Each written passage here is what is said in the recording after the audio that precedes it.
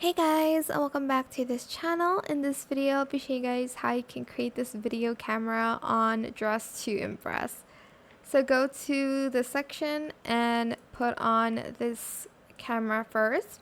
Color it all black.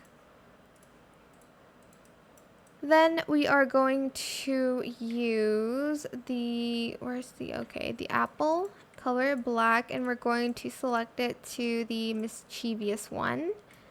Then we're going to get the knife from the Halloween pack. We're going to use it as high, like the toggle I meant. And then we are going to use the coconut.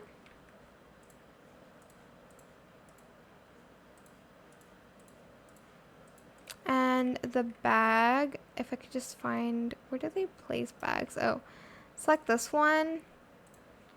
Color it all black.